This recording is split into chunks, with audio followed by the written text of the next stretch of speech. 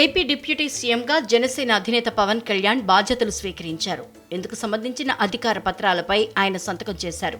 దీంతో డిప్యూటీ సీఎంతో పాటు పంచాయతీరాజ్, గ్రామీణాభివృద్ధి, పర్యావరణ, అటవీ, శాస్త్ర సాంకేతిక శాఖల మంత్రిగా కూడా ఆయన బాధ్యతలు స్వీకరించినట్లయింది. ఉప ముఖ్యమంత్రిగా బాధ్యతలు స్వీకరించిన తర్వాత 5 శాఖల హెచ్ఓడీలతో సమీక్ష నిర్వహించారు పవన్ కళ్యాణ్.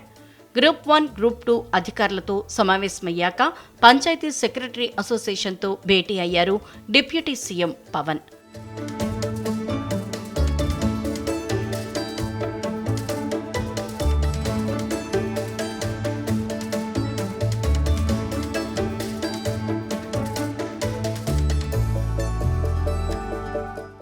అంతకుముందు విజయవాడ క్యాంప్ కార్యాలయంలో ప్రత్యేక పూజల తర్వాత బాధ్యతలు స్వీకరించారు పవన్.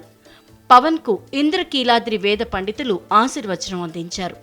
విజయవాడ దుర్గగుడి ఈవో దుర్గమ్మ మెమోంటోను అందించారు. మంత్రి నాదెండ్ల, మాజీ ఎమ్మెల్యే వర్మ కూడా పవన్ బాధ్యతల స్వీకరణ కార్యక్రమంలో పాల్గొన్నారు.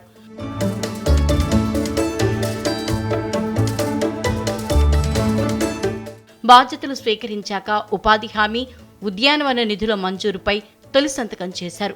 గిరిజన గ్రామాల్లో పంచాయతీ భవనాల నిర్మాణంపై 2వ సంతకం చేశారు డిప్యూటీ సీఎం పవన్ కళ్యాణ్. మొదటి సంతకం అభిమాని ఇచ్చిన సాధారణ పెన్నుతో చేయగా 2వ సంతకం వదిన సురేఖిచ్చిన పెన్నుతో చేశారు పవన్. డిప్యూటీ సీఎంగా బాధ్యతలు స్వీకరించిన పవన్కు అభినందనలు వెల్లువెత్తుతున్నాయి. పలు శాఖల అధికారులతో పాటు పలువురు మంత్రులు, పవన్ సోదరుడు నాగబాబు అభినందనలు తెలిపారు.